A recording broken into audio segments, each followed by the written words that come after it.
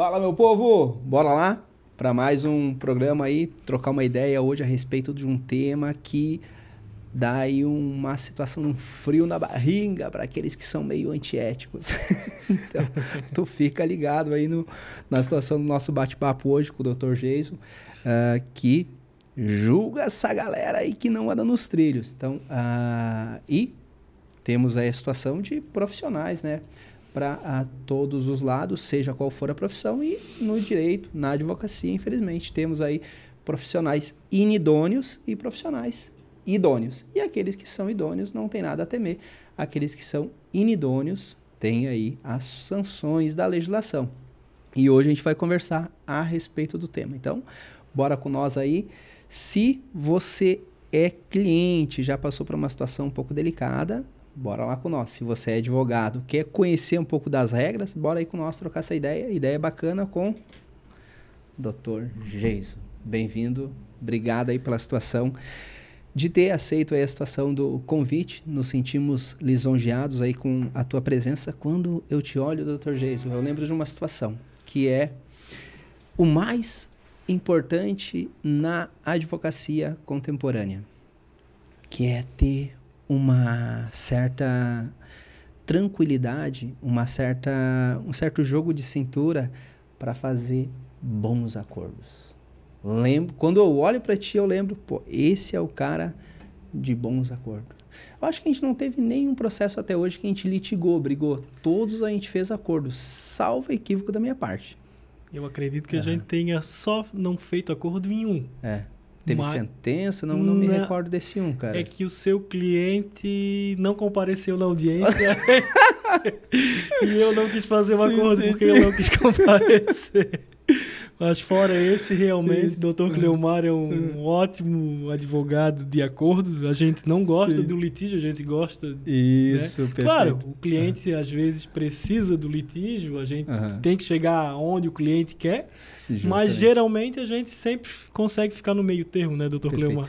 E esse é o bacana, a gente ter a sensibilidade de que nós temos um comportamento que nos move, que é de transigir, que é de trocar ideia, que é de evitar a situação do litígio, mas ter a ciência e a certeza de que quem decide não é nós, né, Dr. Geison? Realmente. Quem decide é a situação do nosso cliente, né? Esse é o pano de fundo, né? A dor é do nosso cliente, né? A gente trabalha a dor dele para diminuir ao máximo, mas geralmente o doutor litiga empregados, a gente litiga empresa e a gente sempre tenta equacionar para ver o melhor para ambos os lados e realmente sempre fizemos ótimos acordos para todos os dois lados, né, doutor? Perfeito. E sempre litigou para a empresa, Dr. Geison? Ou teve um tempo aí que tu estava do outro lado? Lá no começo da advocacia, lá em 2003, 2004, por ali,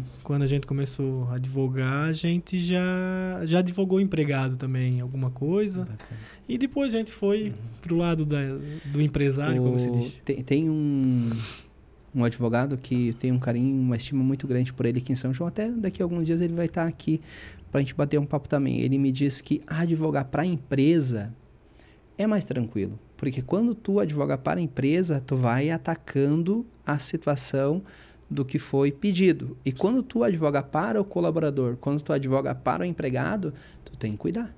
Porque se tu esquecer, pode fulminar pela prescrição. Na defesa, então, tu tem pontos específicos para ir requerendo. Na defesa tem pontos específicos para te rebatendo. Na inicial tem que cuidar para não esquecer nada. Né? Eu não vou rebater uma coisa que o doutor não pediu, né? Justamente. E nesse sentido, segundo ele, né, ele advogou muito tempo para o reclamante, advogou muito tempo para a situação da reclamada, e depois de um tempo ele escolheu aí litigar mais, aí defender a situação da empresa, e hoje ele diz, lembro de alguns diálogos que a gente teve, cara, advogar para a empresa é mais tranquilo justamente por esse ponto. Sim, né? Sem querer, como é que eu vou explicar? É como o doutor falou, né?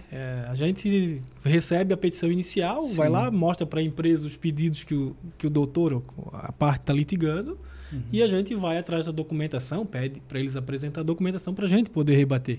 Perfeito. Já quando o cliente chega para nós lá na inicial trabalhista, para fazer uma reclamatória trabalhista, a gente vai fazer a entrevista, ver a documentação que tem, que não tem, e vai colocando. Às vezes pode, por um equívoco do advogado, não fazer um requerimento de hora extra ou de um FGTS atrasado, e isso realmente vai prejudicar o cliente, né? Inclusive, pensando até na responsabilidade enquanto operador do direito, lembro que nas primeiras consultas trabalhistas eu fazia sem anotação. Sim. E não vou negar, e graças a Deus nessas demandas a gente fez acordo, então não teve prejuízo para o cliente, mas percebi ao longo do tempo que se numa entrevista com o reclamante tu não tiver todas as perguntas bem desenhadas e escritas, cara, tu vai esquecer a grande maioria. Com certeza, com certeza. Quando a gente começou a contratar pessoas para fazer parceria com nós, e hoje a doutora Larissa e a Bruna atuam na parte da processualista trabalhista, ali, audiência, etc. A doutora Larissa esses dias estava me mostrando, cara, eu comecei com umas 5, 6 perguntas, agora tem mais de 40. Nossa. 40 perguntas pro reclamante quando for fazer uma ação. E daí, claro, na grande maioria das vezes, perguntar sobre insalubridade, se não tinha nenhum contato, não vai perguntar, mas estão ali para pelo menos passar o olho e, se for pertinente, fazer para o reclamante para realmente esvaziar todas as possibilidades. Com certeza. De aí deixar correr entre os dedos um pedido que pode aí agregar mais valor, não apenas para o cliente, mas também para nós. Mas, Cleomar, assim, quando vem as petições de vocês para a gente defender, fazer a contestação, eu já chamo o cliente, já apresento, peço a documentação, inclusive a gente, no decorrer do contato com o doutor ou com as colegas que fazem a trabalhista hoje, a gente já apresenta, eu já sou daquela situação de já apresentar a minha prova, eu não vou esperar para o juiz olhar para ver, eu já apresento, tem hora extra, não paguei o FGTS, não paguei, beleza, vamos fazer um acordo nisso aqui que eu tenho, do restante eu tenho pago aqui, salário está pago, o 13º está pago, então eu já costumo apresentar para a parte adversa, o reclamante, no caso, tá aqui, eu vou fazer a minha defesa em cima disso aqui. Eu não fico blefando para, vamos diminuir o quanto, né? A gente tenta apresentar já para o advogado da parte contrária, tudo que a gente tem para a gente já chegar e equacionar sem litigar, até porque se eu litigar, a empresa vai ter que gastar mais, inclusive contratando a ação para litigar completa até apelação, ou de repente eu vou te contratar para fazer o acordo. Então, assim, a gente dá as opções para os nossos clientes lá quando chegam para nós no escritório. Eu posso tentar o acordo antes da audiência de conciliação. O doutor Cleomar é um advogado que geralmente faz acordo se tiver dentro da expectativa do cliente dele e do que a gente apresentar de prova. Então, me contrata para aquele serviço específico. Eu não tenho condições de fazer o pagamento agora, eu quero litigar até a sentença. A gente é outro contrato de honorários, é outra forma de trabalhar. Então, assim, a gente deixa o nosso cliente, quando vem ao escritório, muito à vontade com relação a essa situação do que ele quer, aonde ele quer chegar. Bacana. Até a gente, em regra, é reclamante. Mas, eventualmente, Dr. Geiso, nós temos a possibilidade de prestar aí para alguma empresa. Hoje temos parceria com uma empresa que é do Pneus aqui de Tijucas. Certo. É uma empresa que está crescendo bastante. Eles tinham um pavilhão pequeno, agora estão em 13 e prestam um serviço de excelência. Até eles são um dos patrocinadores aqui do podcast. Pessoal, um atendimento massa, um atendimento que eu penso é o mais importante, mas não mais do que isso é a qualidade, né? Sim. Tu pode até voltar num lugar que tem um atendimento ruim quando o trabalho é bom. Então, o trabalho é bom, o atendimento é ruim, tu até pode voltar lá. Agora, se o trabalho é ruim, tu não volta. Sim, porque atendimento nenhum vai se sobrepor à má prestação de serviço. Né? Sim, sim. A gente quer uma coisa boa. Pode até tolerar ali uma falta de educação, mas se a coisa é boa, tu até volta lá de vez em quando. Mas a indagação que eu te faço é a seguinte, acho que a gravação da semana passada a gente conversava um pouquinho a respeito de captação com o Dr. Célio. E atuo aí com praticamente a mesma experiência que o Dr. Célio, 20 anos de advocacia, né? E fazia indagação para ele a respeito de... Perfeito. Eu advogo mais para... Já saindo um pouco do tema, mas essas questões aqui são relevantes, principalmente para o jovem advogado, e eu me coloco nesse balaio. Sim. O jovem advogado. Sim. Porque sempre advoguei para reclamante. Esse ano de 2023, 2022, a gente começou a trilhar o caminho do direito empresarial. E a pergunta é essa. Pô, a empresa está me procurando jovem advogado que atua. Sim. O que é interessante eu vender? Eu vender um produto um pouco mais acessível para tentar fechar uma parceria bacana, ou eu vender um produto um pouco mais caro e daqui a pouco correr o risco de fazer uma parceria bacana com a empresa? Como que tu criou a cartela lá no passado? Então, doutor, como é que eu posso te explicar essa situação? A gente... Por já ser aqui da cidade, as empresas geralmente já... minha família tinha contabilidade, tinha as empresas lá na contabilidade. Sempre que chegava alguma coisa de uma reclamação trabalhista, eles já o Dr. Jason está nessa área, ele pode fazer para você e tal. E a gente sempre teve parcerias lá com a nossa contabilidade, que é da família e tal, né? Mas fora isso, o boca a boca foi fazendo o nosso nome aqui em São João Batista. Depois a gente trabalhou em Brusque, Navegantes e outras cidades. Mas a gente sempre prezou pelo nome, o cliente chega para a gente e a gente dá a opção de, se tiver uma grande quantidade de trabalhista, né? Se for uma isolada, eu ofereço a defesa de um caso isolado. Não, vou ter diversas reclamatórias.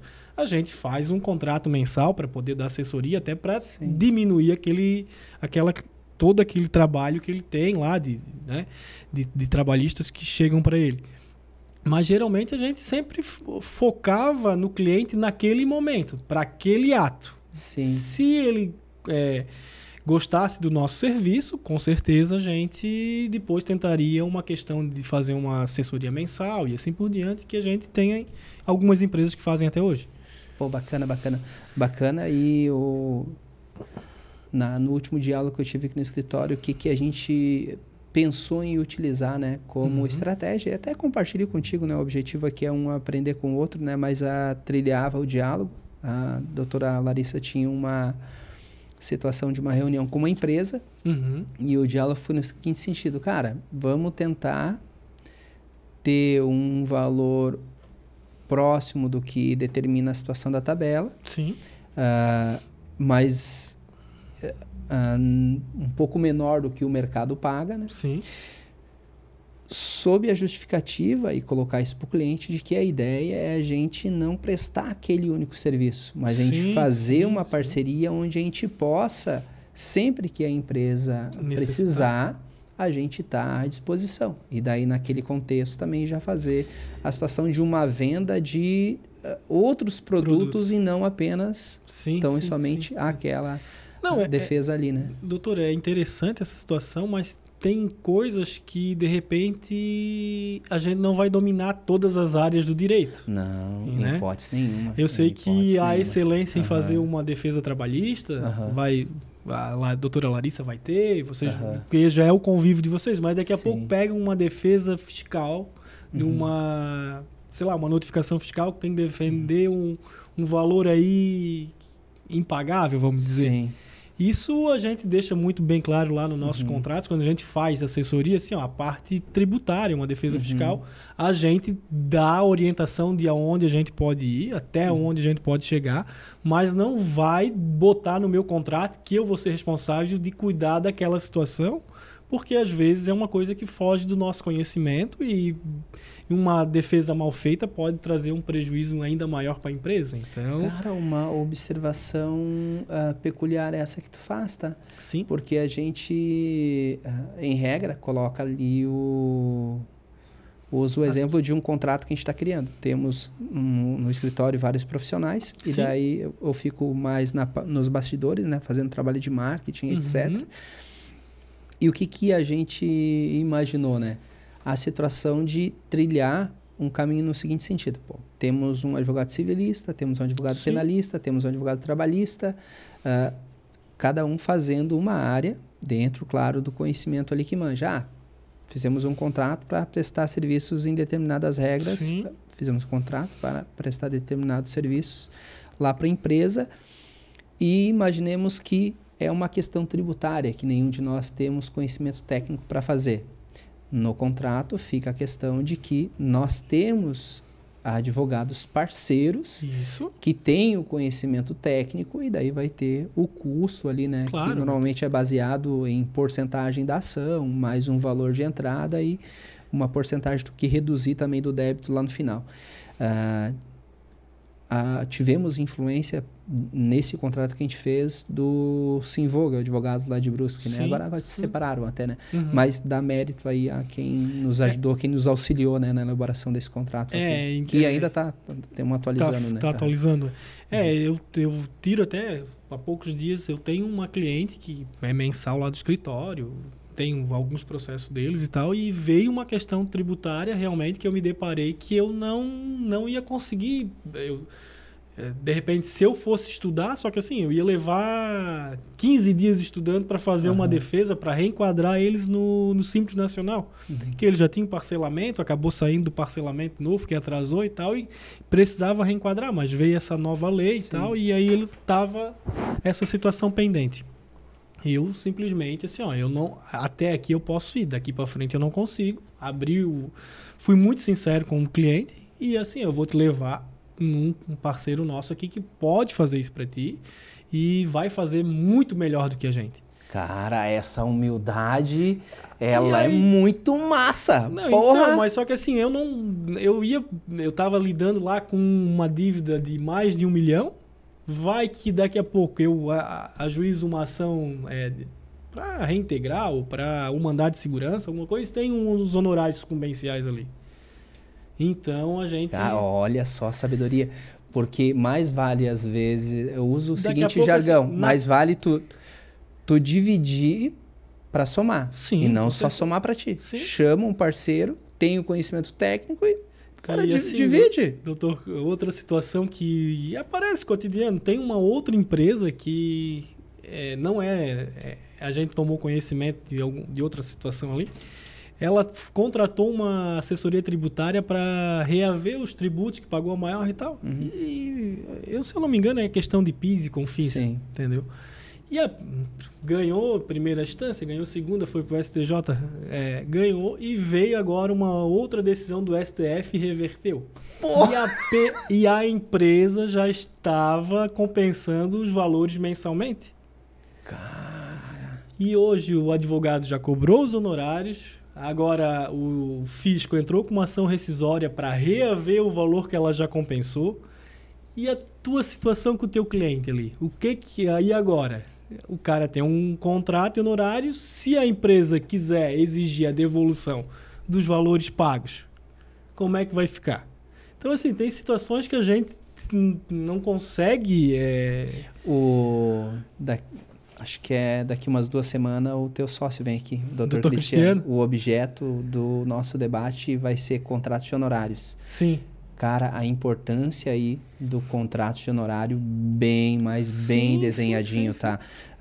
Queremos abordar de uma maneira profunda, porque eu penso que na relação advogado-cliente, o mais importante é o contrato. Sim, é uma relação cível. Não tem como... A relação entre tu, Dr. Jason, eu e o João, Pedro e a Maria, cara, se resolve no cível. Tem que ter um contrato. Para entrar no nosso tema, eu tive um caso... que eu fui o relator lá no TED e o processo quando chegou para mim veio porque ele passa por uma admissibilidade lá na subseção de São José. Se tu não se importar em dizer para nós como é que é o trâmite ali da situação do, por exemplo, o advogado foi denunciado pelo cliente que se sentiu lesado. Qual que é o procedimento? Até essa seria uma das perguntas, se tu puder já desenhar para nós. Ele tem que fazer a denúncia por escrito, né? Não pode ser... Se ele quiser fazer verbal, ele tem que se dirigir a uma subseção a nossa subseção aqui do Vale do Rio Tijucas, ou a subseção de Brusque, onde ele residir, né? Ele faz ou ele leva por escrito já, e as provas que ele tem, lógico, né? E protocola. Nesse meio tempo, o advogado vai ser notificado para apresentar uma defesa preliminar. Perfeito. Que nem na esfera penal, como se diz, né? Feita essa defesa, vai para uma admissibilidade de se realmente tem como fazer é nomeado um relator, o relator aprecia, não é o relator da subseção, não é nós, relatores lá da turma do TED. Ele faz uma análise de admissibilidade da denúncia, se tem fundamentos com relação ao Estatuto e o Código de Ética e Disciplina, ela dá prosseguimento.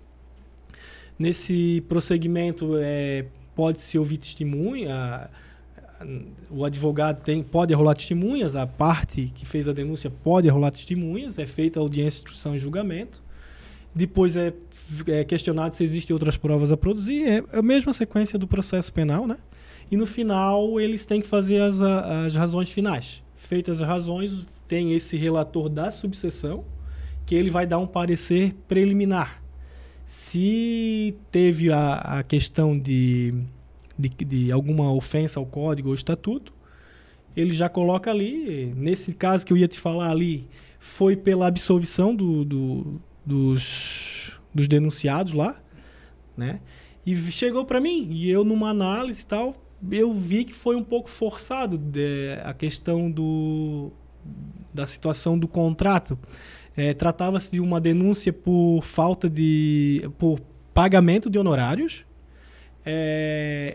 Para fazer, o advogado alegava que era para fazer a análise de um processo já arquivado, fazer o desarquivamento e análise para ver se poderia ajuizar uma ação de indenização contra o Estado de Santa Catarina. Houve no caso do senhor lá, houve uma questão que a Polícia Civil fez apreensão de alguns produtos e, em vez de devolver para ele, devolveu por um terceiro. E aí esse cidadão contratou os advogados para fazer essa ação de indenização contra o Estado de Santa Catarina e a empresa que recebeu os produtos que não era dela. E o advogado na defesa do advogado, ele falava que foi apenas para a retirada dos autos, carga e análise, ver se era possível ainda ajuizar a ação de indenização. O cidadão alegava que não, que foi realmente contratado, pagou, tinha recibo de honorários, dizendo que eles deram um recibo de honorários, mas não tinham contrato. Deram um recibo dizendo que ele pagou tantos mil-reais lá para ajuizar a ação, e dentro de 30 dias ainda solicitaram para o reclamante, denunciante lá da denúncia, que ele fizesse 3 orçamentos de todos os produtos que foram apreendidos pela Polícia Civil e lhes entregasse para os advogados. E lá na primeira apreciação do processo foi negada o pedido do reclamante lá, e chegou até a gente apreciou, tal, via essa situação. E às vezes assim, o advogado fez a defesa lá e o processo seguiu. Chegou para a gente, não pediu sustentação oral, a parte denunciante fez a sustentação oral, não através de advogado, ela mesma foi lá e fez, um senhor bem humilde. E quando eu dei o meu voto, no sentido de conhecer do pedido dele e reverter a decisão de primeira da subseção, o senhor caiu assim em choro, porque não acreditava que ia reaver mais.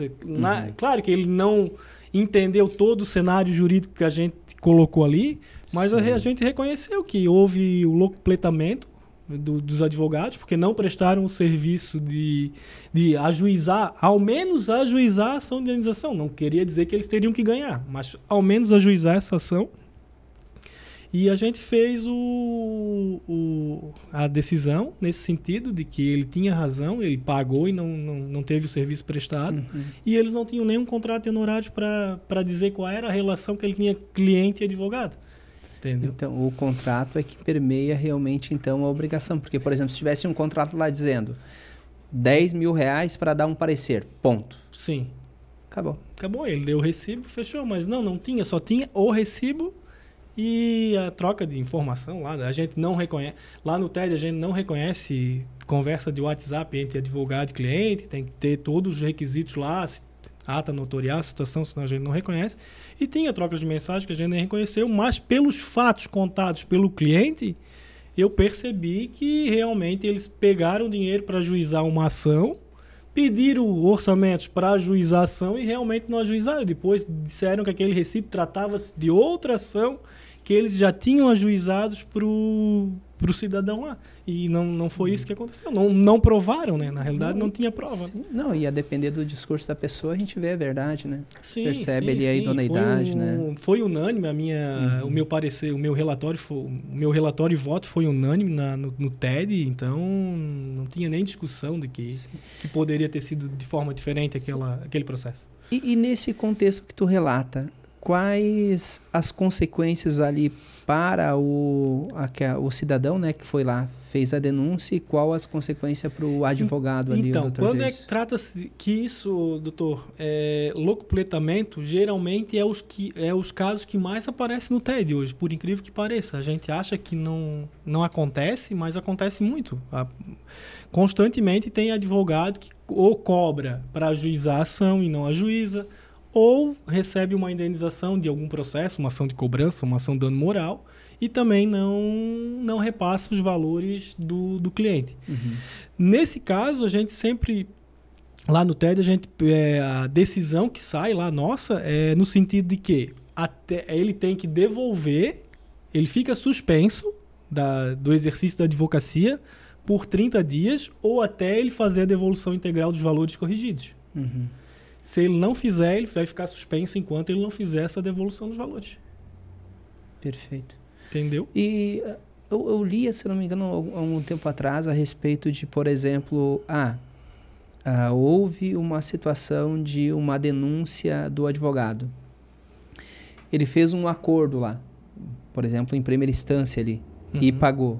Esse acordo, no sentido de pagar, inviabiliza algum tipo de processo, ou mesmo assim vai ter o processo ali para analisar se o advogado ele feriu o código ou não, se pontuou de uma maneira antiética? As representações por base, elas têm que ter a denúncia. Se essa denúncia veio do cliente, ela pode vir inclusive do tribunal ou do juiz, mas ela tem que estar nomeada, a pessoa não pode fazer uma denúncia anônima para começar, né? Ela tem que ir lá se apresentar quem está fazendo a denúncia, ou se vindo de um órgão público, realmente a OAB já vai encampar e já vai fazer. Até uma discussão nossa lá no TED, da última sessão, foi essa, se uma simples denúncia da Polícia Civil teria o condão de desencadear uma representação. Então, nós entendemos, a gente segue mais ou menos o que está na lei, lá no artigo é muito vaga essa situação, então, geralmente a gente encampa, né? Quando vem da Polícia Civil ou de um juiz, uma situação assim, geralmente a gente encampa. Mas quando o advogado já lá no esclarecimento preliminar já apresenta suas provas que realmente não cometeu aquela prática ilegal, a gente geralmente também arquiva. A gente não, lá já na sede a gente só... Primeiro grau, assim dizer. Isso, convalida lá no TED, né? Voltando nessa situação ali, quando chega para nós, se ele já fez o acordo em primeiro grau, fez o pagamento, ele vai sofrer só a sanção de suspensão por um determinado prazo. Nossa. Claro que isso vai ser um atenuante para ele já diminuir a suspensão, ou daqui a pouco a gente converter essa suspensão numa censura. E quais são os níveis ali de penalidade daí? Suspensão, censura, depois suspensão, exclusão e multa. Nesse caso do advogado que já fez o acordo, de repente a gente só ia dar uma censura para ele, aí tem que ver caso a caso, também não posso te dizer 100%. Mas em regra até é escalonada, quanto menor a situação da complexidade do ato, menor ali a pena, mas tendo a ciência que praticou o ato ilícito, vai ter uma consequência. Vai ter uma consequência. Se chegar ao nosso conhecimento, lógico, né? A gente tem questões que... Eu tive um caso que começou, o advogado começou o trabalho em 2007, não pegou o dinheiro do cliente, não fez o processo. Em 2012 o cliente procurou ele para fazer para ver como é que estava o processo. Então não ajuizei teu processo, que eu abri a minha sociedade, não consegui fazer e tal. Fez um acordo com o dito cliente lá para devolver os honorários corrigidos, aquela coisa toda. Não conseguiu cumprir o acordo. Chegou para nosso conhecimento em 2017 essa situação. Só que como ele já tinha feito essa questão do acordo lá, fez um termo de reconhecimento, termo de confissão de dívida, dizendo que ia devolver e tal, eu acho que ele pagou algumas parcelas, e quando chegou para nós, já estava praticamente prescrita a situação. Aí nós fomos julgar isso esse ano, 2023, sim, entendeu? Mas até nesse caso ali a gente optou, como ele tinha um termo de confissão de dívida que já estava ajuizado, já tinha pedido de penhora e tal, a gente não convalidou ele numa representação. Ele foi, nesse caso a gente arquivou porque ele já tinha a situação de que eles já estavam litigando civilmente. Sim. Mas que bom que fez um acordo e pagou, porque às vezes não admite o erro e fica procrastinando, né? Não vou negar, já aconteceu algumas vezes aqui no escritório de ter ocorrido erro por parte de mim e, cara, chamar o cliente, abrir o processo, mostrar e dizer, cara, aqui, infelizmente, a gente vai ter que fazer um acordo agora, nossa.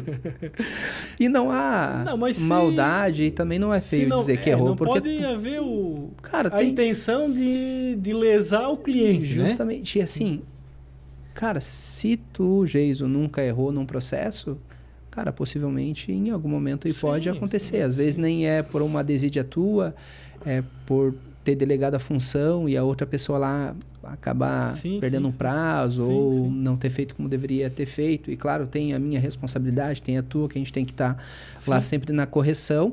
Mas às vezes, dada a correria e a confiança, houve um erro. Sim. E quem responde é o escritório. E nesse sentido, chamar o cliente e, cara, honestidade. Sim, transparência, de uma maneira bem tranquila. E de todas as vezes em que houve aqui algum tipo de situação assim, nunca teve nenhum tipo de impasse do cliente. E ele sempre se mostrou muito solícito. Não, cara, fica tranquilo, isso poderia ter acontecido comigo. Vamos... Não, e tive situações de clientes que, inclusive, não quiseram nem receber. Não, fica tranquilo. Tu nem cobrou para entrar com a ação. Como é que eu vou te cobrar por uma situação aí que aconteceu e que pode ter acontecido? Pode acontecer comigo também, né? Se tu tiver resguardado com o teu contrato, tiver tudo ok, essas situações que a gente fala o cara foi lá, contratou o advogado, não fez um contrato, ou nem pegou o contrato, daí depois de 5 anos vem atrás do processo sem... Uma situação que a gente tem feito bastante aqui e que tem sido muito legal, tá, Dr. Geiso? Começamos em 2022. Em 2021 para trás, teve a questão da enchente, a gente perdeu até alguns contratos aqui. E daí, em 2022, a gente viu essa necessidade imprescindível. Em 2023, agora, praticamente todos os contratos são assim. Assinado digitalmente. Daí, a gente manda para o celular, a pessoa abre e ela assina pelo touchscreen, cara. Pensa na maravilha. Sim, a gente já também utiliza isso. E o legal é o seguinte... Fica a cópia com o cliente sempre. Claro, então vai estar sempre lá a cópia e daí está lá em negrito as cláusulas mais importantes, que vai ter impacto para nós enquanto operador de direito e que vai ter impacto para ele enquanto cliente. E daí isso permite uma segurança jurídica a mais. O cliente está com o contrato com ele. Porque antes acontecia muito do cliente dizer, doutor, tem como me dar a cópia do contrato? Puta merda. Onde é que está esse trem do contrato, tá? Graças a Deus, nunca tivemos embate com relação ali a não ter a cópia, que lá no começo, infelizmente, em alguns momentos aconteceu de perder. Sobretudo no momento da enchente, que a gente perdeu algumas coisas. Lá bem no início da carreira, eu anexava o contrato de honorário junto com a inicial. Junto com a inicial. Mas daí depois, conforme o tempo foi passando, percebi que os juízes estavam fazendo daí, quando juntava o contrato, meio que de imediato o destaque de honorário. E de uma maneira a viabilizar ali a questão do imposto, etc., tive orientação, né?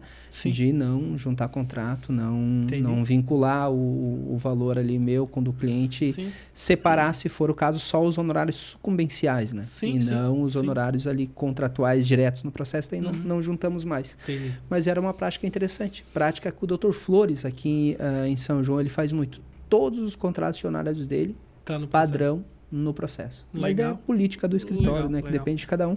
A ideia é sempre a gente ter segurança jurídica. Aí, num resumo da ópera aqui, a gente cada vez mais tem a certeza de que tem que estar escrito. Tem, com certeza. Tem que estar escrito. Não. É o que acontece mais lá no TED, é chegar processo que o advogado não tem contrato. Cara, eu vou até anotar isso aí, cara. Contrato para parecer. Sim. Geralmente chega porque lá quando um exemplo que não fazia contrato, isso vai ser para mim. Eu vou levar isso para mim, tá? Sim, com certeza. O cliente nos contratou para ir na delegacia para acompanhar. Ou pedir uma cópia do inquérito policial. A gente cobra em regra um salário mínimo para fazer essa diligência, porque é uma função. Ou tu vai lá presencialmente, ou manda e-mail. Um salário mínimo, eu acho um valor um pouco... expressivo para te pegar a cópia do inquérito policial, fazer análise, passar o parecer para o cliente. Mas, cara, é uma função, né? É uma função. Às vezes uns 2 dias ali nessa função aí de procurar e dar parecer. Mesmo assim, eu acho um pouco caro. E para esse tipo de situação, a gente não fazia contrato. E com o que tu diz hoje, como aí um membro titular lá da 8ª turma, né? A gente já se policia e leva isso tudo, né? Como aprendizado.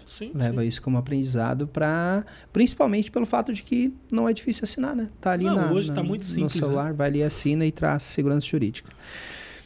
Mas eu vou aproveitar aí essa pausa, o Dr. Geiso, para dar aí um presentinho para nós aí. Opa! A gente gosta de um vinho. Adoro espera um vinho, amigo. Faça aí uma degustação aí. Pouquinho forte. Esse é um Malbec, né? Se eu não tô equivocado. Malbec, adoro Malbec. Eu prefiro as uvas mais suaves. Um Cabernet Sauvignon. Lembro que foi sugestão da moça que vende os vinhos para nós. Uma moça lá em Floripa, Ana Paula, o nome dela. Trabalha com bebidas há uns mais de 10 anos e fez uma cartela de vinho para nós bacana. Que bom. Num preço não muito elevado, mas de vinhos bons. Não, Malbec, eu adoro Malbec. Dr. Geiso, se me permite aí a gente falar aí um pouquinho rapidinho a respeito da galera aí que mantém, né, a situação da estrutura aqui, da situação do podcast. Sim, com certeza. Temos aqui a situação do próprio escritório, Moraes Advocacia, né, que cedeu aqui a estrutura para nós, né, e disponibilizou o espaço. E sempre que pode, o escritório disponibiliza lá um pouco do orçamento para trocar equipamento, fazer algum tipo de manutenção, né. Temos a situação a gente está com vias de inaugurar uma imobiliária ali em Tijucas, Moraes Empreendimentos Imobiliários, e a imobiliária lá tem o caixa dela também, do investimento que foi feito lá, um aporte, e também tem aí um custo ali que traz para nós mensalmente, né, para pagar, né, as pessoas que fazem essa situação funcionar do programa. E também, em especial, já citei aqui, quero reiterar o nome do Pneus. Nosso primeiro cliente empresa, temos um carinho muito grande. Principalmente porque quando a gente vai fechar um contrato com um cliente, quando a gente vai fechar um contrato com uma pessoa jurídica ou pessoa física, né? Tem pessoas que a gente, cara, eu quero trabalhar para essa pessoa, meu. E tem outros que tu pensa assim, cara, vou aumentar o preço para não trabalhar. Cara, eu vou fazer mais alto só para não fechar o contrato. Às vezes tem que ser. Então, a gente tem um carinho pelo Duf Pneus porque os caras são massa, tá? Que bom. E assim, o que eles são na empresa, cara. E são como clientes também, pessoas de bom coração. É bom ter uma parceria assim, né? Muito, muito, muito saudável mesmo. A gente se alegra muito, principalmente por aquelas duas questões, né? Atendimento humanizado e serviço de primeira. Sem ser esse sábado, agora que passou no anterior, eu fui lá, tive que fazer manutenção num dos carros, no carro até da mãe da minha filha. Precisou fazer, fomos lá, fizemos a manutenção e dizia para o Carlos, que é um dos donos, cara, vocês, para mim, são um espelho. Porque eles têm uma recepção gigante, com uma pia gigante, café, bolacha, chá. Porra, tem até leite lá, mano. Ótimo, Mas isso proporciona para o cliente uma experiência bacana. Sim. A empresa, ela te abraça. E isso a gente está tentando implementar aí de alguma maneira aqui no escritório, porque traz aí a situação de um conforto, né? E reitera uma experiência para a situação do cliente. Então, deixar salientado aí essas 3 instituições, né, que estão aí, abraçam, né, o Frente com Moraes aqui, e nos permite, né, esse diálogo, uma vez que eles aí custeiam, né, toda a situação dessa estrutura. Ô, Geiso, se tu me permite, cara, contar um pouquinho aí da tua história, onde é que é o teu escritório, se vocês têm outros escritórios em outras regiões, contar aí um pouquinho porque tu resolveu ser advogado, pra gente conhecer um pouco do Dr. Geiso. Dr. Moraes, a minha família sempre foi ligada à contabilidade, comércio, e eu tinha um tio por parte de mãe que ele era funcionário público e depois ele foi para a advocacia, e nesse meio tempo, antes de entrar na faculdade, eu disse, eu vou trilhar o direito, como se diz. E aí, já nos primeiros semestres ali da faculdade de Direito, que a gente fez em Tijucas, eu estagiava lá no escritório dele, lá em Florianópolis, Dr. Orival Laurindo, em memória, já é falecido. O sentimento, isso é família. E aí, eu comecei a estagiar lá 3 vezes por semana, mas tudo custeado com dinheiro, não do que eu recebia lá, porque era assim, acho que não dava para gasolina, se for botar em dias de hoje. E a gente foi lá fazer o estágio lá, porque aqui em São João, como a gente conversou nos bastidores aqui, tinha 5 escritórios. E todos eles já tinham... Hoje, 50. E hoje tem 50, com cada escritório com mais de 3, 4 advogados dentro. Se a gente pedir algum advogado aí para trabalhar hoje, a gente passa trabalho de conseguir selecionar, né? Então, fui lá, acabei a faculdade, todo estagiando lá. A gente tinha... A principal ramo lá que ele atendia era condomínios. E aí fui e tal. Daí, só que quando estava me formando, antes já de me formar, aí 2 colegas em comum. Vou abrir um escritório em São João, eles falaram. E aí, na época ninguém tinha muito dinheiro para botar um escritório e tal.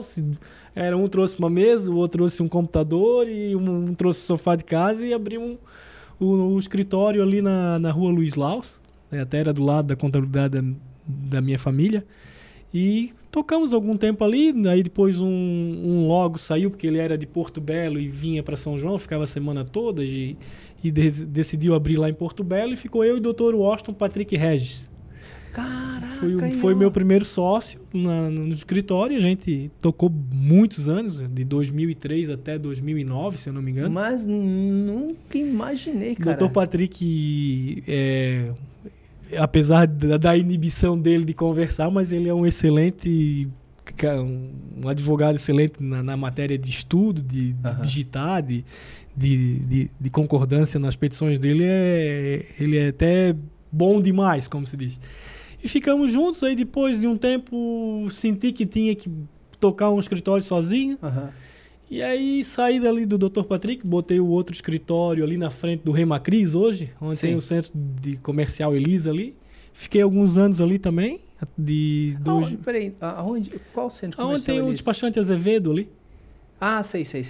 Em cima ali a gente botou uma sala ali, ficou algum tempo ali, 2010, 2009, 2010 até 2013. Cara, mas vocês foram campeão, né, meu? Aí fiquei... Porque São João já era pequenininho. Tu colocar no segundo andar, pô. Mas a gente já tinha os clientes de 9 anos praticamente. Um pouco ficou com o Dr. Patrick. O Patrick advogava mais em questões de ação de massa, Celesc, poupança, Brasil Telecom. E até os processos, alguns ainda estão ativos até hoje. E a gente foi para empresa, cliente e tal, e a gente trabalhou bastante ali, até que aí eu resolvi botar um outro escritório ali na frente da doutora Ivânia. Ali na que casa eu te conheci. Onde tem a Floricultura Carla, hoje em 2008 já era ali? 2012. 2012. Aí 2013. Depois da primeira política de prefeito, isso. 2013 eu fui para ali. Aí ficamos até agora, 2010, agora a gente está em novo endereço novo. O proprietário do imóvel lá solicitou a casa e a gente teve que... A gente tá agora em cima da Sistec, bem no centro da cidade ali. Sim. Tá? Ficou animal a fachada, tá? Ficou legal. Massa. E a gente tá ali agora. Até embaixo ali dá uma outra visão. Falta ainda, a gente não conseguiu concluir tudo que a gente pensa, mas tá fazendo devagarzinho, vai dar certo. E aí, em 2016, se eu não me engano, 2017, daí eu senti a necessidade de ter mais um sócio. Aí o Dr. Cristiano entrou na jogada e virou meu sócio. Hoje a gente é sócio em todo o escritório. Estamos juntos até hoje e acho que a parceria vai longe ainda. Também fui sócio do Dr. Jaderson, mas num projeto que a gente teve lá em Navegantes. A gente abriu o Jader, o Sim ou o Trombelli? Sim. O Sim. A gente abriu um escritório em Navegantes em 2012 também. Aí, só que aí, em decorrência que a gente fazia a advocacia de partidos políticos e tal, e candidatos a prefeito, aí a gente tocou um tempo lá, mas depois fui nomeado procurador do município de 2015, se eu não me engano, até 2019. E nesse meio tempo lá em Navegantes a gente não conseguiu vincular as duas situações, prefeitura e escritório em São João, escritório em Navegantes. Aí acabamos, o Jaderson depois ficou um tempo lá e depois também resolveu vir para São João, a gente tem um escritório aqui em São João, né? Mas fui lá no começo da minha carreira, lá quando eu comecei a advogar em 2003, eu fiquei alguns anos na cidade de Brusque também. Pô, experiência aí. Com o Dr. Gilvan Galme, foi um professor, igual meu tio lá em Florianópolis, mas ele foi um ótimo professor, ele hoje advoga até hoje, já botou o filho para advogar também. E eu também desvinculei daquele escritório em decorrência que daí, quando eu assumi a questão de campanha, escritório de Navegantes e tal, daí eu disse, não tem mais como ficar conciliando 3 escritórios. Aí depois veio a questão de prefeitura, daí eu me desvinculei de Brusque, me desvinculei de Navegantes e depois saí da prefeitura e estamos advogando só em São João. Essa é a minha trajetória aqui no direito. Mas baita trajetória aí. Tem muita coisa para nos ensinar. E em 2003, até uma historinha que eu sempre conto quando a gente está lá no escritório tomando café com os novos advogados, os estagiários, é que o Dr. Gilvan vinha fazer as audiências aqui em São Paulo. Como eu já tinha a carteira de estagiário, mas não era advogado. Dr. Gilvan, daí no começo, como esses meus colegas, o Patrick e o Dr. Rafael, não podiam fazer audiência também, que eles não tinham carteira, o Dr. Gilvan fazia as audiências em São João. E aí teve um caso que ele se atrasou lá em Brusque e não pôde fazer. E a gente foi fazer uma audiência de separação de um casalzinho lá de Major Gersino. Eles tinham um fogão, uma casinha bem pequenininha, um curral com um porco e tal. No final eu tive que receber o porco.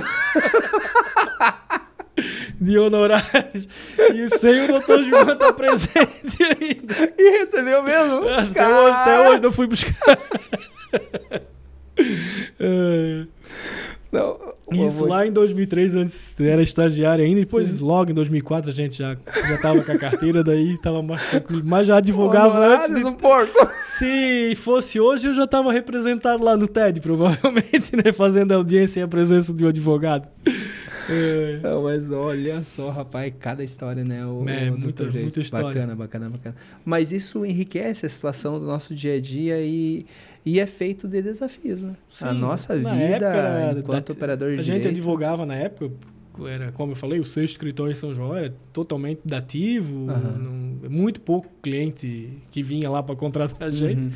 Então a gente tinha que fazer trabalhista, o civil, tudo que aparecia a gente fazia, no caso. Perfeito. Pô, bacana, cara, bacana.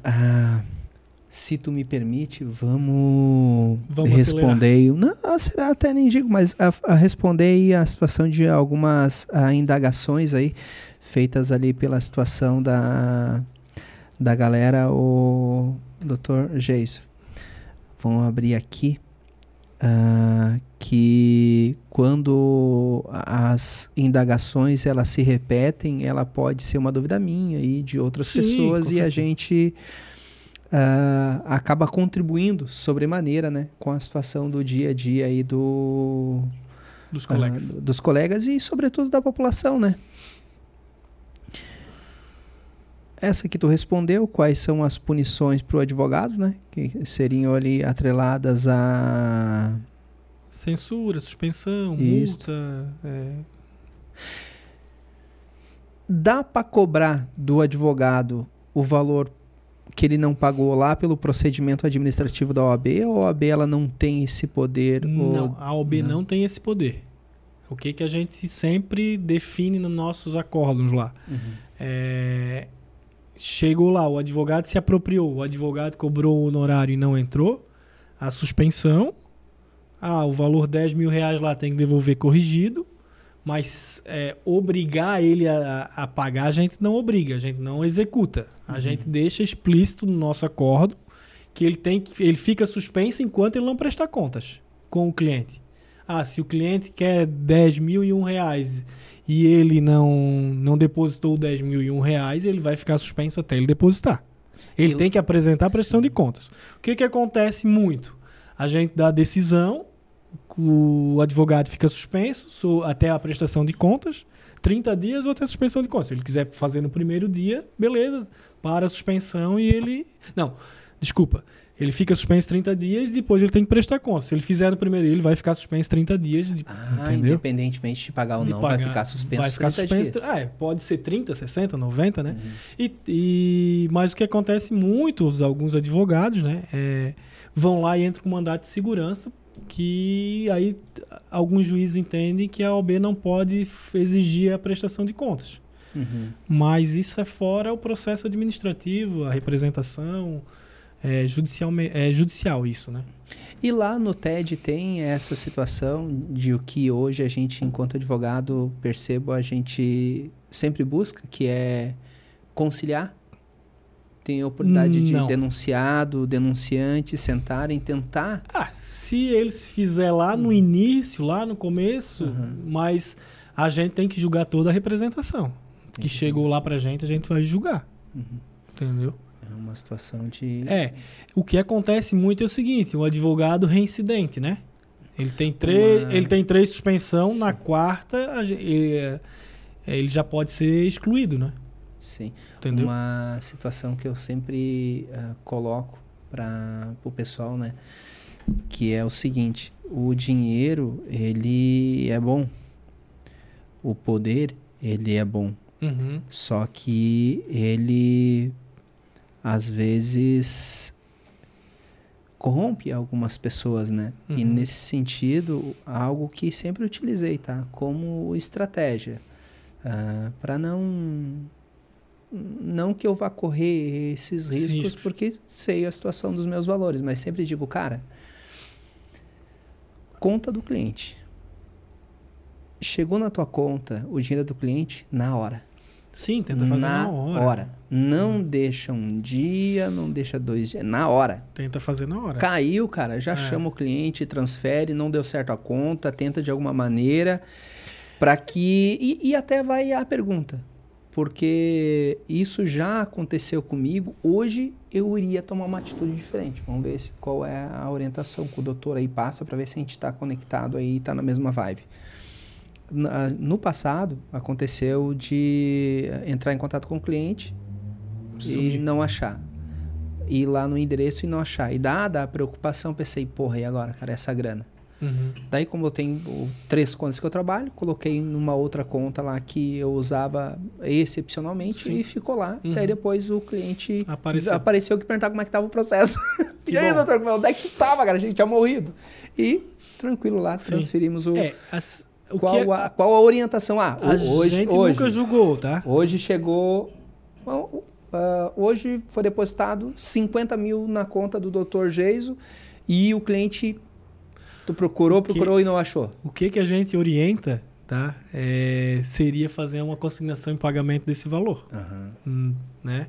Até localizar esse cliente, alguma coisa, um familiar, alguma coisa nesse sentido. Sim. Pode ser feito aquele depósito extrajudicial no banco e deixar esse dinheiro lá resguardado para a hora que ele aparecer, tu fazer a quitação e não ter problema, né? Justamente. Mas lá para julgamento, uma situação dessa eu não me recordo de ter acontecido, de o cliente vir depois de algum tempo. Eu sei que a gente já conversou sobre isso e a orientação lá, a conclusão que a gente chegou foi nesse sentido, de fazer uma consignação em pagamento para aquele cliente.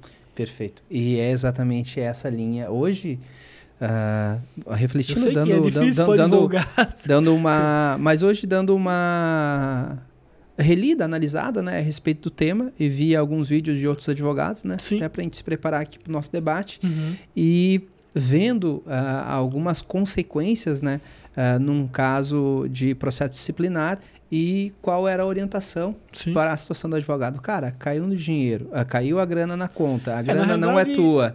Notifica, um mês não achou, notificou, não achou. Entra em contato telefônico, tenta familiar, vê alguém que conhece ele, notifica, se não achou, tem pelo menos uma consignação em pagamento. Deposita. Né? Deposita, porque daí vai te isentar de toda a responsabilidade de não ter repassado, claro, desconta os teus honorários, desconta a sucumbência, aquela coisa toda, e deposita a diferença e aguarda até um dia que ele comparecer, né?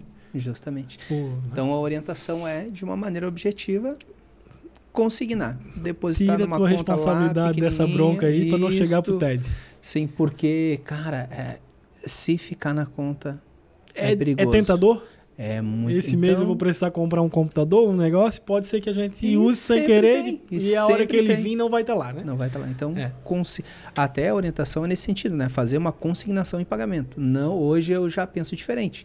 Se lá atrás tivesse o conhecimento mais amplo, e esse é o legal, Dr. Geis, da gente tá trocando essa ideia aqui. Porque se hoje eu não vou estudar a respeito do tema, hoje a gente não está aqui conversando a respeito da seriedade com relação a como se pontuar, no caso da grana ir para a conta do escritório, conta do advogado, a gente às vezes deixa na conta que usa e está sujeito ali a situação de algo desconfortável. Se chegar no dia que o cliente vem atrás e tu já faz a prestação de contas e apresenta para ele, faça de forma corrigida... Só que, às vezes, tem casos que não vai ser dessa forma, né? Advogado usou dinheiro, pois não tem para repor, então eu já oriento, faz a consignação para não... Não tem erro. Essa é a orientação que a gente vai levar para nós, tá? A orientação que a gente vai levar para nós. Perfeito. Não, e é uma responsabilidade gigantesca, tá, Dr. Geis? Eu vou dizer que o advogado... Isso eu falava na reunião passada aqui no escritório. O advogado que entende a responsabilidade dele, ele quase nem advoga. Não, ele fica... Ele quase nem advoga, Ele sai dessa área porque fica numa paranoia. Porque a responsabilidade ela é gigantesca e objetiva. Como é aquele ditado? A advocacia não é para covardes? Não. Então a gente está aqui para enfrentar essa profissão. E não é para covarde mesmo, tá? Uma coisa que preocupa muito, né, é a questão do prazo. Começar o dia e depois... né? É verdade. É situação de compromisso e mais compromisso aí que nos deixa bem preocupado.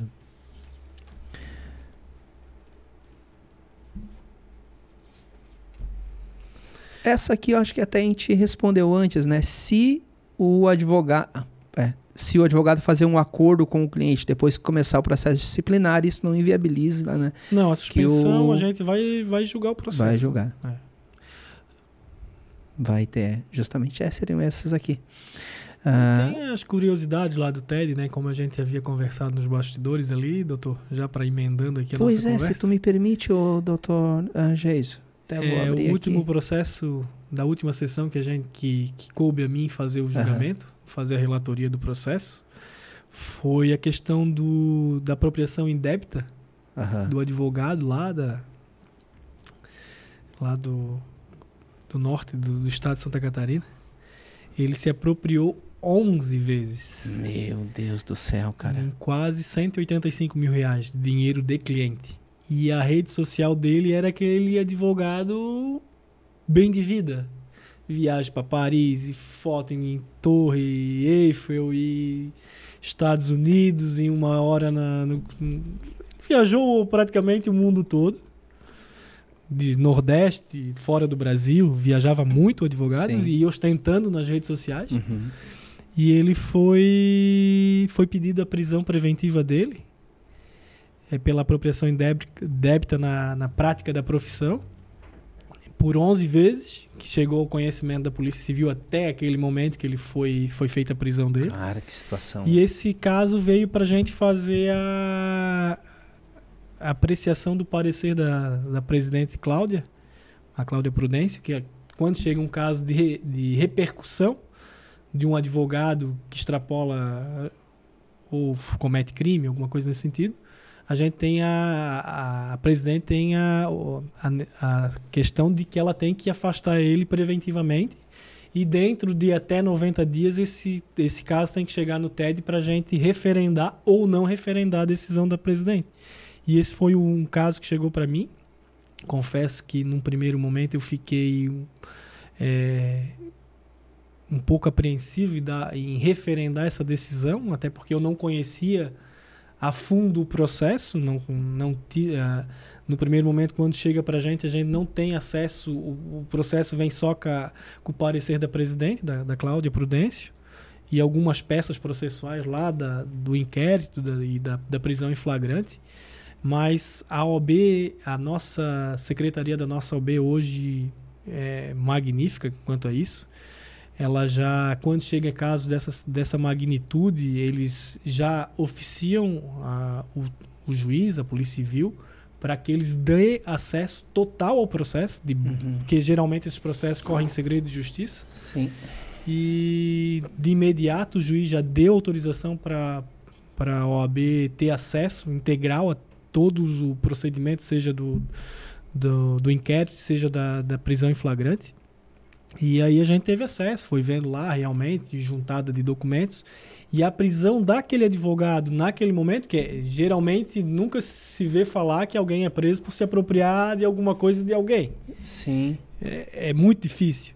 E naquele caso houve a prisão do advogado nessa situação ali, em decorrência dele quando ele tomou conhecimento que poderia ocorrer uma prisão dele, ele começou a chamar todos os clientes que ele havia se apropriado indevidamente, tentando coagi-los a fazer assinatura em recibos de pagamento e tal.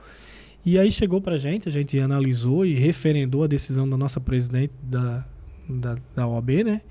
E afastou ele por até 90 dias. Ele estava preso naquele momento, ele acompanhou todo o julgamento do presídio, ele contratou advogado para fazer a defesa dele. Sim. Né? E sustentação oral e toda a situação daquele momento exigia. E assim, é uma coisa que chamou muita atenção porque a gente acha que não existe essa situação, é longe dos nossos clientes. Sim. Aqui em São João, geralmente, a gente conhece praticamente todos os advogados, né? E a gente nunca ouve falar que existia uma situação assim, então eu fiquei bem surpreso de um advogado ter essa coragem toda. Cara, mas olha que locupletar de R$185 mil. Sim. E não é de duvidar que eram situações envolvendo pessoas hipossuficientes, porque uma pessoa que tem conhecimento técnico, ela, em regra, acaba acompanhando pelos EPROCs. Geralmente era questão de previdenciária e trabalhista, uma coisa nesse sentido, que ele tomava o dinheiro das pessoas realmente. Outra coisa que eu ressalto, doutor, é que a gente acha, né, as pessoas que vêm de fora, os advogados, acham que a gente, um tampa o buraco do outro e nada acontece, eu posso fazer uma representação lá do advogado que nada vai acontecer, e geralmente não é assim. Geralmente os TEDs, né, as turmas de recurso lá que existem lá na OAB, geralmente quando chega uma pauta de julgamento para nós, geralmente chega de 25 a 30 processos, casos que a gente julga num dia, né? Isso totalmente, a gente não tem salário para estar lá julgando ninguém, a gente julga, a gente está lá prestando um serviço para a advocacia, porque os maus profissionais eu acredito que não devem prosperar. Não, e o próprio mercado tira, né? Mas se não tira, só que até não tirar prejudica um monte de cidadão, pessoas, né? Quantas pessoas ele prejudicou, quanto dinheiro de hipossuficiente. Para dar 185 mil, cara, Não, na verdade não é muito não, porque se tu pegar aí... 10 processos de 15 mil aí, sei lá, 15, isso aí. Mas teve processo que ele pegou 20, teve processo que ele pegou 5, teve processo que ele pegou 10, e assim foi, né? Então, assim, a OAB realmente, se chegar para ela vai tomar as providências que tem que ser tomada e não vai passar a mão na cabeça de ninguém, e nem deve, né? Eu acho que é isso que eu tenho que alertar a população, porque é difícil para mim, que estou lá julgando um colega, às vezes a gente não sabe a vida daquela pessoa que está lá trabalhando de advogado, a gente sabe que é difícil, o começo é difícil, depois de algum tempo é difícil, o cliente nem sempre é fácil de se lidar, senão, né? Então, mas como é difícil para mim, mas tem que ser feito. Se não fosse eu, teria outra pessoa que teria que ser feito, e a gente tá lá para apreciar. Até porque a gente não pode ser conivente com a situação de uma injustiça, né? E a gente realmente aplica o Código de Ética e o Estatuto da Advocacia. A gente não faz nada do que não está ali, que o advogado não conheça, que não deva fazer. E as regras meio que elas são baseadas, às vezes, na boa-fé. Sim. Então, tu feriu a boa-fé, sim. vai possivelmente porque nenhum advogado também está lá prometendo mundos e fundos que eu vou pegar o teu processo, vou ganhar hoje. A gente sabe que questão de dano moral hoje é irrisório, né? 5 anos advogando, eu cheguei a pegar acordo de 10 mil em cadastro indevido no SPC. Hoje, esse ano, eu não fiz acordo de 2. Não fiz acordo de 2 mil. Então, foi reduzindo. Lá no começo, cheguei... de 5, 6 anos de advogado lá, de 25, 30 mil. Hoje a gente não vê um dano moral de 3 mil. Então tá realmente difícil, a situação aí do dia a dia do advogado, mas não é porque tá difícil que vai se justificar trabalhar de uma maneira equivocada, né? Sim. Trabalhar de uma maneira ilícita, e tem que ter penalização, tá? Tem que ter penalização, porque tem aquela ideia, né, de que a gente, enquanto operador de direito, enquanto empresário da advocacia, muito usa essa expressão, a gente tem a primeira contratação, dá tudo certo, as coisas acontecem, ou mesmo tendo uma improcedência na ação, tem a transparência com o cliente no pagamento, ou tem a transparência com o cliente no sentido de não ter ganhado. E quando o cliente ele sente a situação de realmente se tratar de um profissional idôneo, com uma equipe idônea, com um serviço muito transparente realizado, contrata a segunda vez. A gente teve faz uma semana aproximadamente, tem um rapazinho que trabalha com nós, fazendo os processos administrativos, o Antônio, que ele passou da parte administrativa do INSS. E como a gente tem alguns contratos no norte, começamos com muita força agora no início do ano de 2023, agora ele começou a me apresentar uma planilha dos contratos com indicados do norte. Nossa, que bom. Então, tivemos o primeiro processo, começou a ter a situação dos êxitos administrativos, e agora a gente está tendo os recontratos. Então, ali é que está a situação do bacana. Só que isso não acontece, Dr. Jeitos, em hipótese nenhuma, se ter algum tipo de lastro de dúvida pela situação do cliente. Sim, ainda mais essa questão de captação por internet e rede social. Essa situação aí tem que ter uma confiança no advogado tremenda para poder depositar um processo na mão dele. Sim. Né? Hoje, não quero exagerar, mas mais de 50% dos clientes que a gente tem, não, bem mais, talvez uns 70% são clientes que a gente não conhece pessoalmente. Pois é. Tudo por videoconferência, tá? E processos que eu chamo muita atenção, tá? Por exemplo, a semana passada foi uma semana muito boa, em que a gente fechou um contrato, situações trágicas, né? Mas de um cliente que perdeu os 4 dedos, o outro perdeu o indicador, o outro caiu de uma laje, atravessou uma viga na situação da perna. Então, assim, ações boas. Ações que teve uma tragédia na vida da pessoa, que ela vai precisar de uma assessoria jurídica para ali acabar permitindo que tenha uma indenização a ponto de ali compensar o dano sofrido. Sem conhecer o escritório, nada, é difícil, nada. Né? A gente sabe. Mas tem técnica. E daqui a alguns dias, chamar aí um convidado aqui que trabalha muito com a situação. Ou eu mesmo vou ser convidado. Contratar alguém para me entrevistar. Sim. Porque eu gosto muito dessa parada do marketing digital lícito. Inclusive, uma coisa que me chamou a atenção, tá? Eu confesso, por Deus do céu, cara, que eu fiquei surpreso quando tu me disse que o maior número de denúncias eram por locupletamento ilícito. Eu achei que era por propaganda indevida. Por Deus do céu. Cara, não sei de onde eu tirei da minha cabeça, cara, que o maior número de processos que tinha no TED era advogado que faz propaganda indevida. Ainda não. Mas, se eu não me engano, lá no TED eu julguei apenas um por captação ilícita. Que foi uma situação de um escritório lá em Florianópolis que botou o nome dos sócios, se eu não me engano, não tinha a sociedade registrada e um dos sócios era advogado de sindicato, do sindicato de construção civil, daquele lá. E o que acontecia? Quando tinha um volume muito grande de processos, aquele advogado dentro do sindicato não dava conta. Ou eles iam lá e homologavam e depois não viu que o valor era muito irrisório, tal, de uma demanda trabalhista.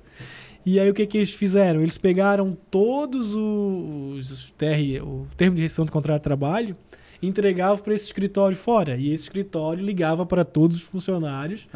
Aqui chegou no nosso conhecimento que o senhor tem uma possível indenização trabalhista. E foi. Mas vinha em pilhas e pilhas de termo de rescisão de contrato de trabalho. E aí um trabalhador daquele se sentiu prejudicado porque ela queria saber de que forma aquele escritório que era fora do sindicato teve acesso ao termo de rescisão de contrato de trabalho.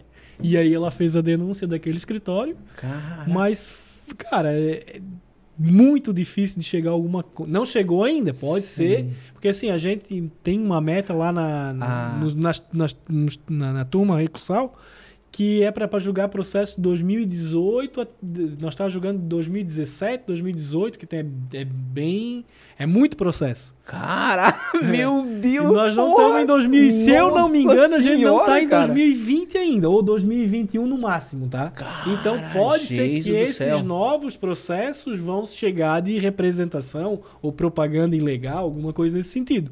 Mas o que a gente está julgando ainda é processos antigos. Principalmente porque a alta do marketing digital, que deu aquele boom, foi depois da pandemia, né? Sim. Depois da pandemia foi uma situação muito, muito gritante. A gente até tentou, vou te confessar que a gente como advogado, empresário de direito, a gente está buscando sempre formas de captar clientes, essa situação toda. E realmente a gente implantou, já tentei por agência, já tentei em outra agência e ainda não consegui fazer uma constância.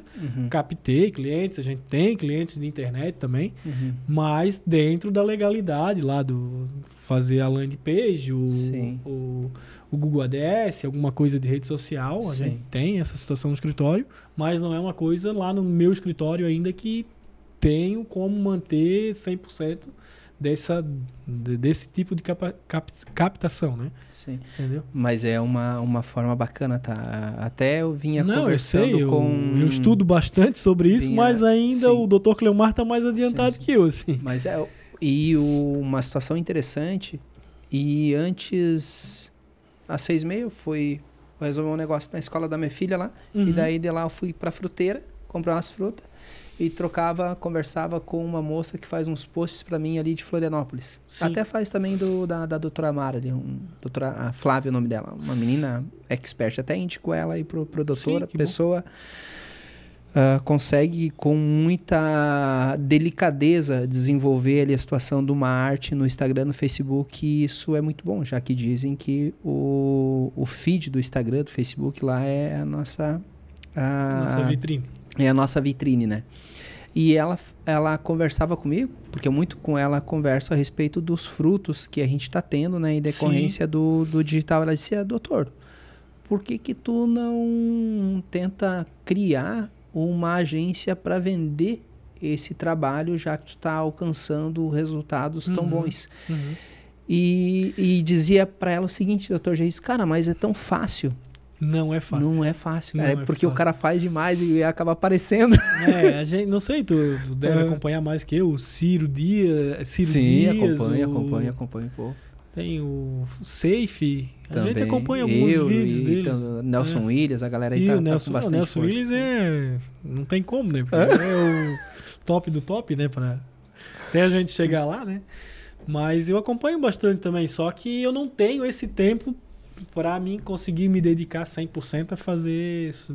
Vou abandonar os clientes agora e vou fazer só isso. Então, a gente vai fazendo, mesclando um pouco aqui, um pouco lá para tentar. Tem que delegar, doutor. Tem que delegar. Tem que delegar. Eu sou muito ainda...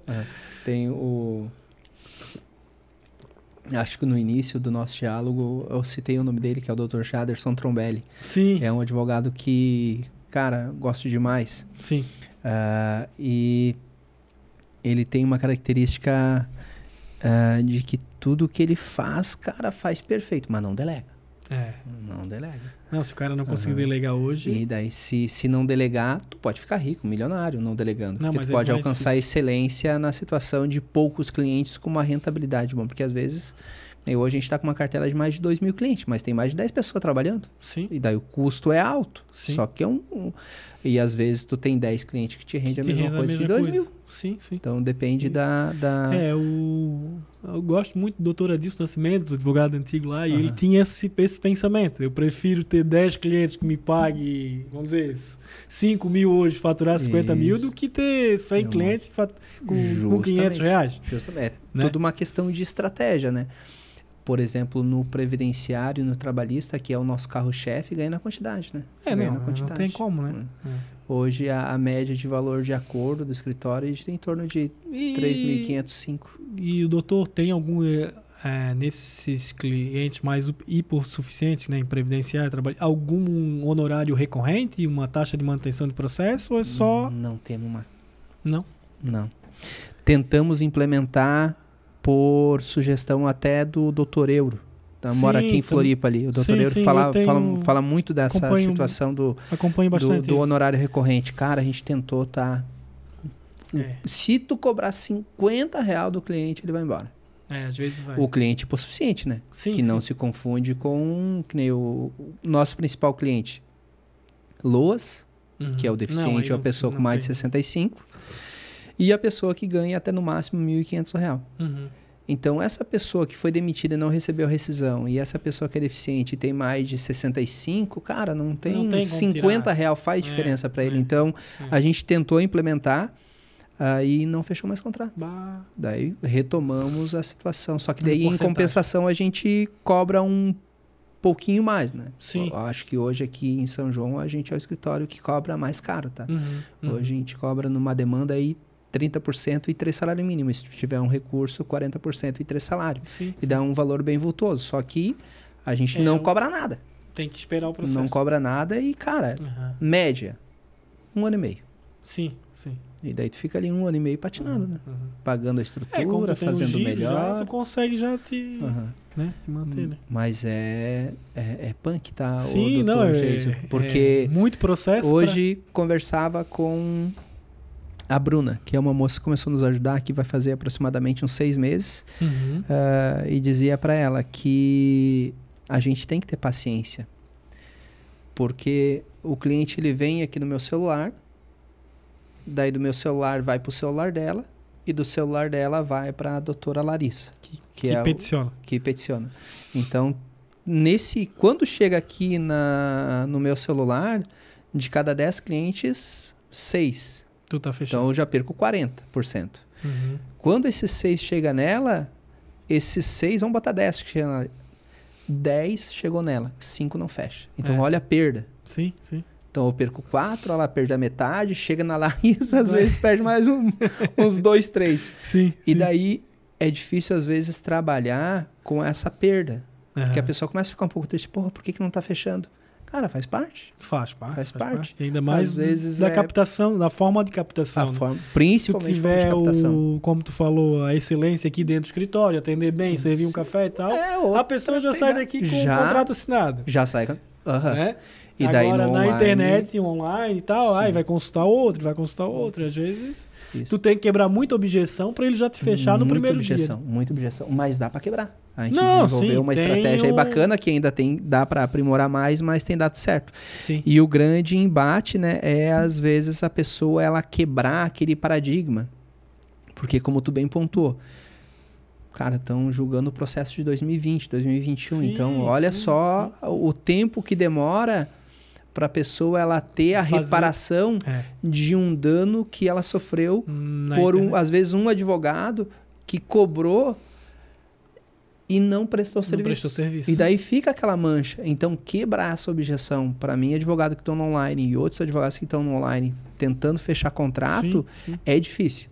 Mas é possível. De uma maneira lícita. E o bacana é que tu fidelizou o cliente de uma maneira presencial, tu fideliza ele também de uma maneira online. Sim, se tu prestar um bom serviço, tanto presencial como da internet, vai voltar, com certeza. Ô, Dr. Geison, e cara, e 20 anos aí trabalhando? O que tu diria aí para nós, advogado, que temos começando, estamos aí, uma galera aí vai sair agora no final do ano da faculdade, vai abrir um escritório, o que tu deixaria de mensagem para essa galera nova, sobretudo levando em consideração, né, esse pensamento de, cara, eu tô vendo isso lá, então cuida com esse tipo de coisa.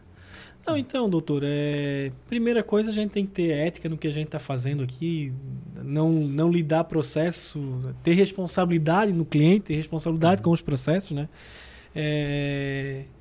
Como eu falei, eu não gosto de estar julgando nenhum advogado lá, mas a gente faz até porque, como eu falei no começo ali, a gente precisa separar o joio do trigo, o bom do ruim, então, assim, seja um advogado de excelência, apresente um bom trabalho, te dedique à advocacia. A advocacia é uma profissão interessante, uma profissão que a gente não pode reclamar, né, dos frutos que a gente percebe dos processos, da amizade que a gente cria com os clientes.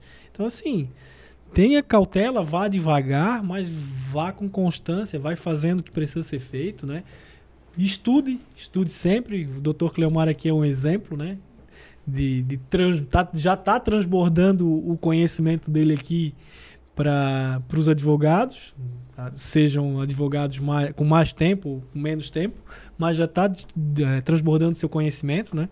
E eu acho interessante a sua iniciativa, né, Cleomar? E tu está no caminho certo. Eu acho que tu é um exemplo a ser seguido na advocacia do Vale do Rio Tijucas hoje, pelo tudo que tu tá apresentando e sendo um bom profissional, como tu veio sendo desde o início. Aí tu machucou o coração, né, mano? Não, agradeço o carinho. A gente fica aí até emocionado ouvindo isso de ti. Que, como dizia no início e reitero aqui, quando nos corredores dos fóruns e quando conversando pela situação do celular, tu sempre se mostrou uma pessoa que eu gostaria de ser.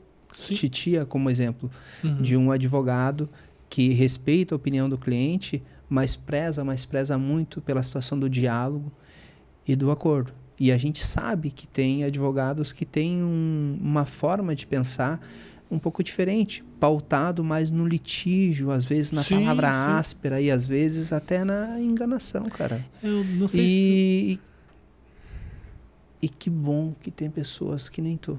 Que bom que a grande maioria são que nem o Geison. Sim. Porque, cara, que advocacia mais delicada que seria, né, cara? Os caras se gladiando, meu. Vão se ajudar, pô. Eu acho que se gladiar por ideias e pelo direito lá naquele momento, eu acho válido. Mas depois, né? Depois eu acho que somos todos iguais aqui mas temos que se respeitar, porque o processo vem, o processo vai e a gente vai ficar aqui. Vai ficar aqui enquanto operador de direito. Isso. Mas eu tenho sentido, lá em 2016, quando comecei a advogar, eu tinha eu vi a advocacia um pouco mais de um advogado não respeitar em algumas vezes um do outro, um falar mal do outro. Sim. E às vezes ser um pouco prepotente. Lá no início, cara, eu tenho percebido que tem mudado. Eu tenho percebido, cara, que tem... Eu tô tendo essa sensação E esse ano de 2023, cara, com nenhum advogado teve relações ásperas, coisa que eu via com muita frequência lá em 2016. Sim. Tá um diálogo mais respeitoso, tá um diálogo mais ético, tá... Não é porque nós estamos muito no digital hoje, nossas audiências... Talvez, porque o presencial pega fogo, né? O presencial, o teu cliente tá ali e tal, e tu tem que ser... Não sei, mas eu também tenho pressentido bastante isso. Isso, né? Me deixa muito feliz. Porque essa é a ideia da advocacia, uma advocacia saudável, uma advocacia de respeito. Claro, com certeza. Que esse nosso diálogo aqui, ele permita que façamos essa reflexão. Sim. Que essa mudança que a gente tem percebido, ela continue e que aquele que nos ouve, né, cara, tem essa ciência de que vai ter consequências. Sim, com certeza. E o TED tá lá para julgar, e não é porque tem amigo do amigo e o amigo do amigo que vai ser passado a mão. Não. Sim, vai ter consequência, né? E tem que ter. Eu tem que ter. Acho, não totalmente favorável. Não podemos ser coniventes, né, com a situação da injustiça. Bacana. Super. Obrigado pela situação aí Eu que agradeço o convite. Presença, tá, doutor Geis? Tempo aí, passa rapidinho, 1h30 aí, trocando ideia. Pode se estender agora para 2 horas que a gente fica aí conversando. Fica aí trocando ideia. Mas obrigado, tá, por disponibilizar aí a situação do teu tempo. A gente tem compromisso com a família, temos compromisso com o escritório, tem reunião. E a gente disponibilizar do nosso tempo para estar aqui trocando ideia, sem...